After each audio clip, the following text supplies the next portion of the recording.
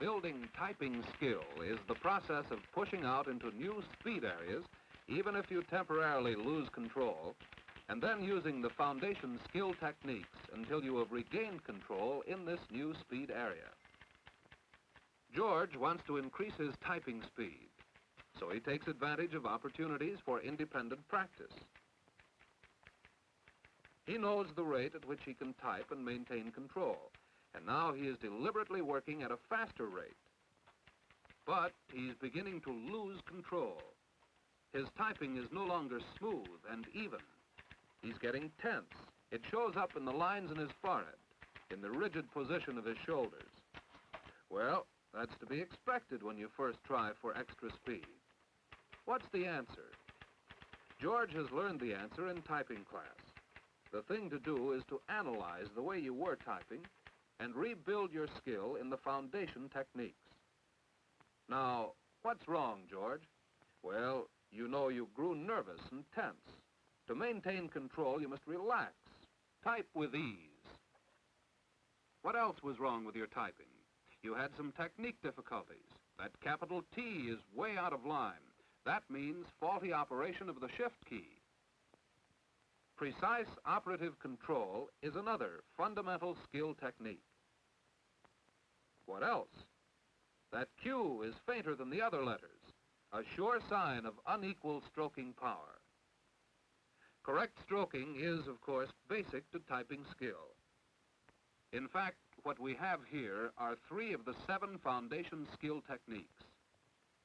Relax, type with ease, develop precise operative control, build correct stroking, hold arms and hands quiet, read copy at proper response level, keep eyes on copy, type with confidence.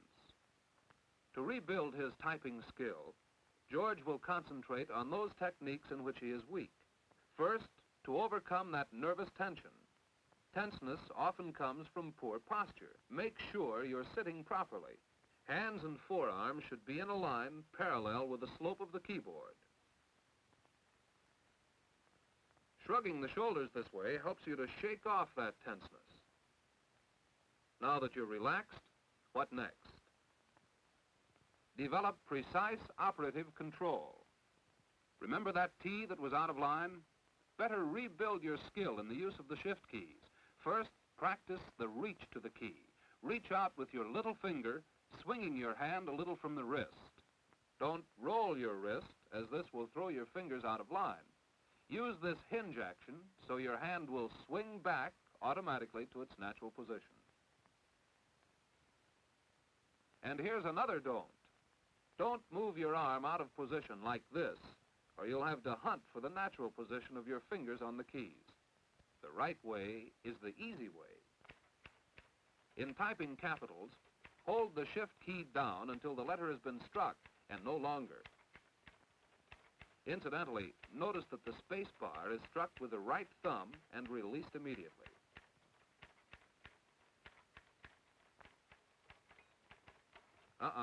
That was a sloppy carriage throw.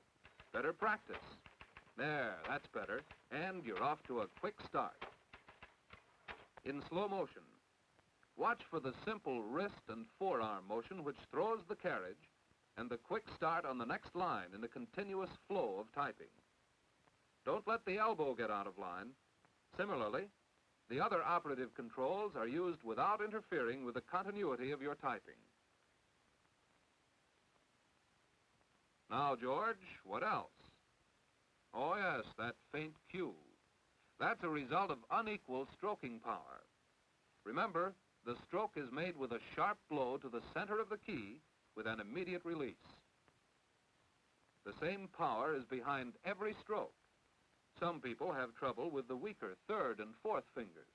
These must be trained to deliver the same stroke as the stronger first and second fingers, so that you achieve uniformity in the appearance of your work.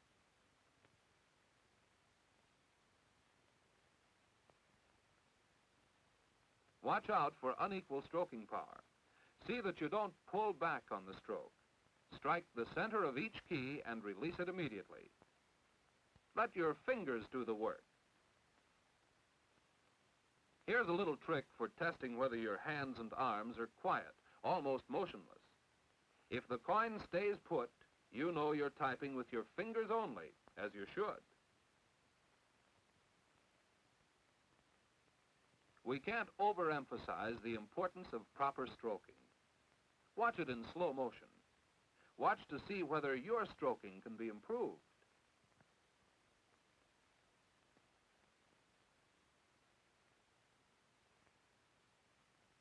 Now, George is ready to start again, building control and reaching out to the higher speed level.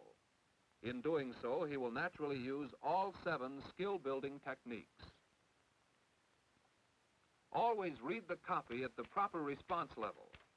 It never hurts to start at the stroke level and build control from there. But no matter how slowly you're working, work for continuity, a smooth, steady flow of typing, unbroken by any jarring action of the operative controls. Generally, you will read copy at the word recognition level, reading words, thinking words, typing a pattern of strokes, and not separate individual letters.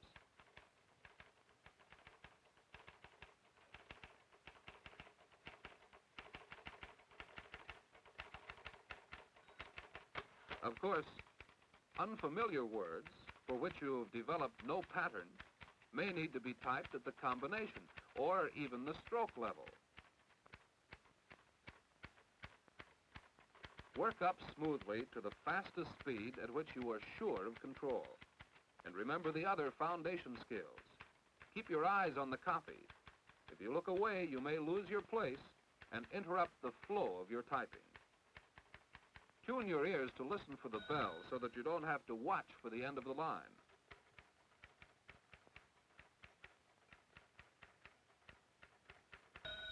There's the throw and the quick start on the next line. George is now ready to push out again into a new speed area. This time, his control is better because he knows it's better. He has reassured himself that he has a thorough grounding in the basic skill techniques. Of course, he's not perfect. There's an error, a transposition. Errors are largely mental. They usually mean that you've lost control. What do? You stop and then start again at a slower speed where you're sure of your control. Then you rebuild your skill up to the higher speed. Speed isn't difficult to achieve. George is typing at about 40 words a minute. Now he pushes up to 50 words a minute. It's really only a little faster than 40. And today he's pushing himself up to 60 words a minute. And 60 is only a little faster than 50. Now George feels pretty sure of his control at the new speed. He feels sure because he knows how to relax, type with ease, develop precise operative control, build correct stroking, hold arms and hands quiet, read copy at proper response level, keep eyes on copy, and type with confidence. This is the sum of all the others. The typewriter is a machine. The performance you get from it depends upon your skill. And your skill depends upon your mental attitude. You can type as well and as fast as you know you can type. The way to build confidence in your typing is to practice the basic skill techniques until you are sure of your control. Control means confidence. And confidence is your best insurance against making errors. Your best insurance of smooth, skillful, speedy typing.